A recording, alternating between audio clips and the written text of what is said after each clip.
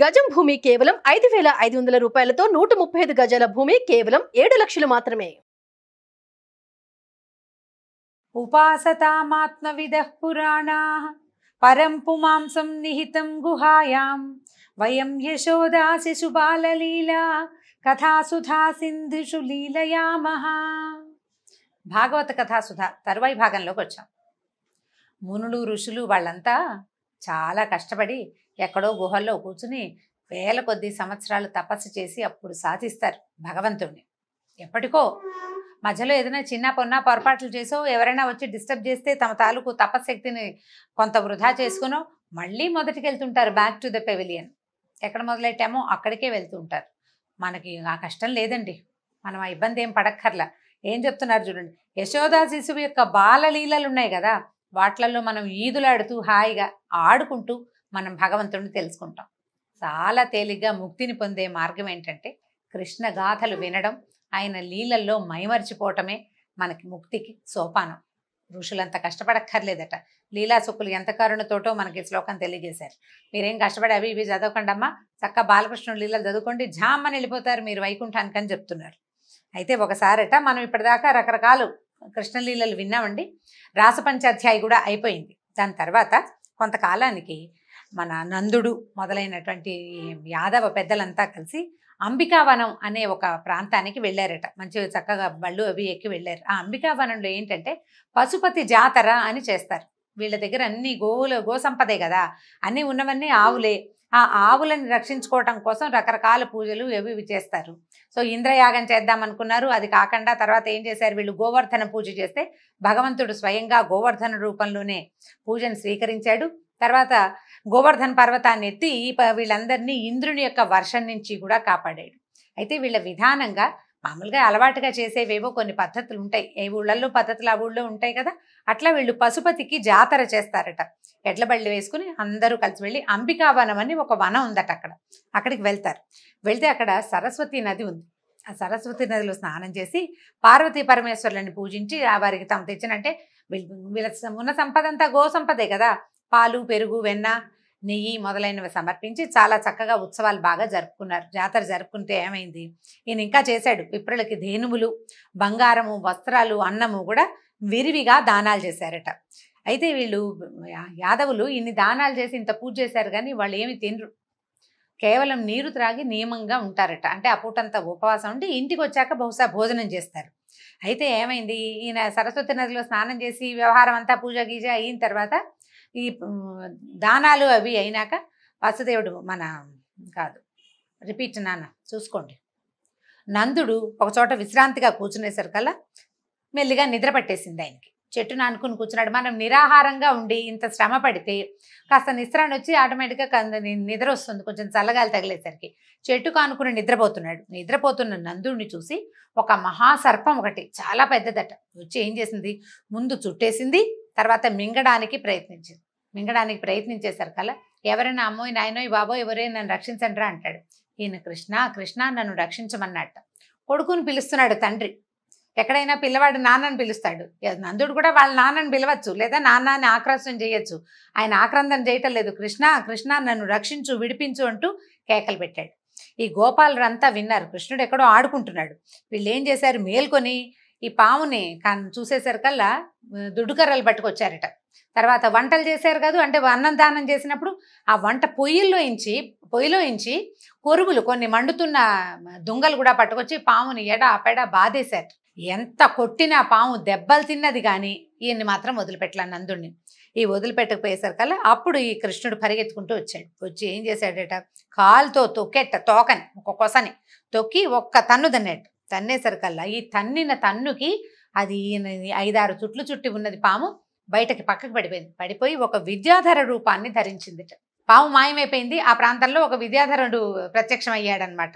ఆయన ఆశ్చర్యపోయాడు. కృష్ణుడు అడిగాడు, ఇంత చక్కగా అలంకృతమైన ఆకారంలో ఉన్నవు, బంగారు మాలికలు అవి ధరించావు, ఇంత శుభలక్షణాలతో ఉన్నావు నాయన, ఎవరు నువ్వు, ఇలా క్రూరమైన వికృతాకారం కలిగినటువంటి పెనుబాము రూపం నీకు ఎట్లా వచ్చింది, దీనికి ఈ పైగా క్షణంలో నువ్వు అన్ని దెబ్బలు తిన్నా నీ మార్పు రాలా, నేను తన్నేసరికి మార్పు వచ్చింది, ఏమిటో చెప్పు, ఇది ఇంతగా ఉంది అని అడిగాడు. అడిగితే కృష్ణుడు మాటలకి ఇట్లా చెప్పాట, నేను విద్యాధరుణ్ణి, నా పేరు సుదర్శనుడు, నేను చాలా అందంగా ఉంటానని మహాగర్వం నాకు, ఎంతో గర్వం. ఆ గర్వంతో విమానంలో అంటే ఈ దర్పంతో విమానం ఎక్కి అన్ని చోట్ల తిరుగుతూ నన్ను నేను ప్రదర్శించుకునేవాడిని. ఒకసారి అంగిరసుని సంతతి వారైన కొంతమంది ఋషులు నాకు అంటపడ్డారు. వాళ్ళందరూ తపస్సులు అవి చేసి ఎండిపోయి మనుషులు వికారంగా ఉంటారు. మరి తపశ్శక్తే వాళ్ళ తాలూకు సౌందర్యం.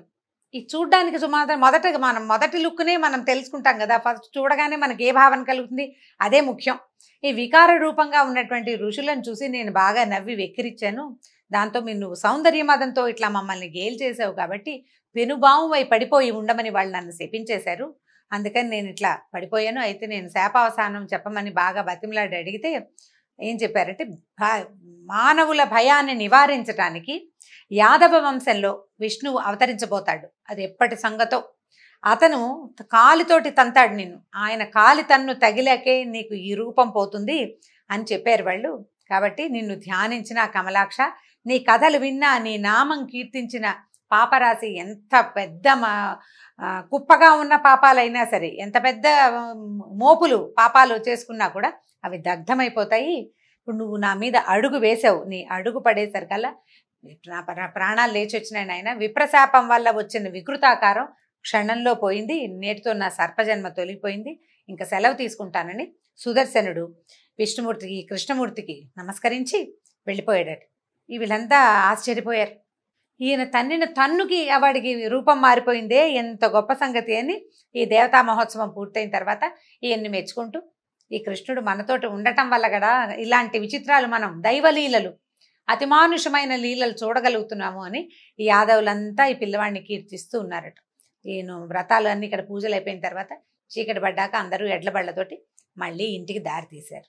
అయితే ఏమైందట, ఒక వెన్నెల రాత్రి బలరాముడు కృష్ణుడు స్వచ్ఛమైన వస్త్రాలు పూలదండలు ధరించారు, చందనం పూసుకున్నారు. అక్కడి నుంచి ఆ వెన్నెల రోజుల్లో ఈ పువ్వులు బాగా విరిసి ఉంటాయి. వాట్లలో ఉన్న తేనెని ఆస్వాదించిన తుమ్మెదలు జుమ్మని జంకారాలు చేస్తున్నాయట. సాయంకాలం అయ్యేసరికి చూడండి, మనకు కూడా పల్లెటూళ్ళల్లో కొంచెం అంతా సద్దుమణి పొంగని గుయ్యి అని వినపడుతూ ఉంటుంది. మన వాళ్ళు కీచురాళ్ల రోద అంటూ ఉంటారు. కీచురాళ్ళు ఉంటాయి చెరువుల్లోనూ, వాట్లలో అదొక చిన్న పురుగు. అయితే ఏంటంటే, ఇలా విపరీతంగా చెట్లు ఉన్న చోట ఏమవుతుందంటే, ఈ వెన్నెల రోజుల్లో తుమ్మెదలు పగలే, మామూలు రోజుల్లో పగలు తిరుగుతాయి, రాత్రిళ్ళు కూడా తిరుగుతాయి వెన్నెలు ఉన్నప్పుడు. అంత తెరిపిగా ఉంటుంది. ఇళ్ళు వాకిళ్ళు పెద్దగా లేవు, పెద్దగా మేడలు మిద్దెలు లేవు, జనసంచారం ఉన్న సాయంకాలం చీకటి పడేసరికల్లా ఆహారాన్ని తీసుకుని అన్నీ విశ్రమించేస్తారు జనం అంతా. కాస్త విహారానికి వచ్చే వాళ్ళే కొంచెం అటు ఇటు తిరుగుతుంటారు. కాస్త వెన్నెట్లో ఇళ్ళ వాకిళ్లలో, తర్వాత యమునా నది తీరాల్లోనూ కూర్చొని కబుర్లు చెప్పుకుంటారు, ఏమైనా ఆటపాటలు ఉంటాయి. తర్వాత ఈ వెన్నెల రోజుల్లో బాగా వీళ్ళు చక్కగా ఉత్సవాలు అవి జరుపుకుంటారు. తుమ్మెదలకి ఏమి అడ్డం లేదు, అవి జంకారాలు చేస్తూ తిరుగుతూ ఉంటాయి.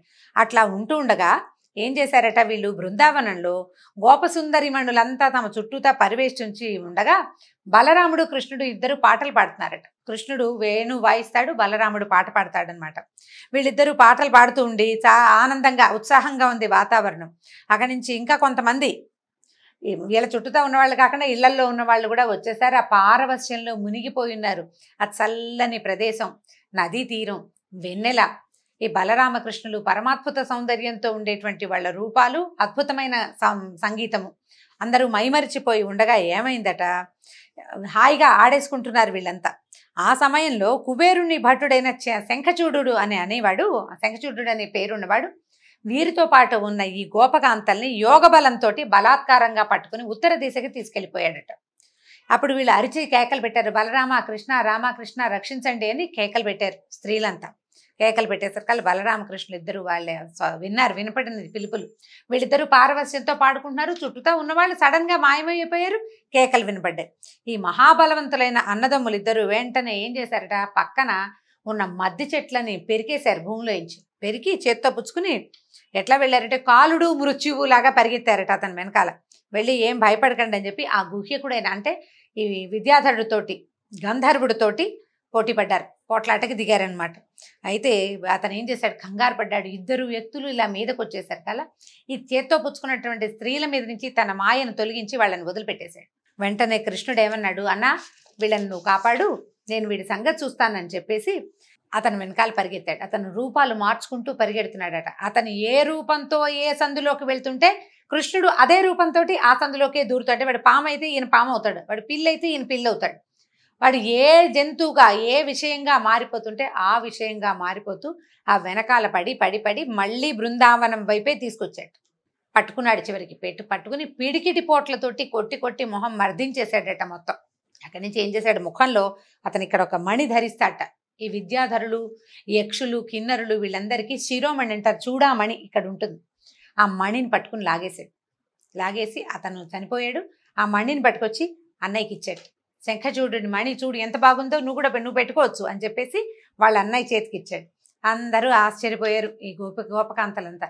ఇంత పిల్లవాడు క్షణంలో ఇంత పని చేసేస్తాడని చెప్పుకుంటూ సంతోషంగా ఈ పాటలు పాడుకుంటూ, వీళ్ళు ఏ పాటలు పాడారో ఆ పాటలు పాడుతూ ఇంటికి వెళ్ళిపోయారట. ఈ విధంగా బలరామకృష్ణులు ఎన్నో రకాల విచిత్రమైన కార్యాలు చేస్తూ పెరిగి పెద్దవాళ్ళు అవుతూ ఉన్నారు.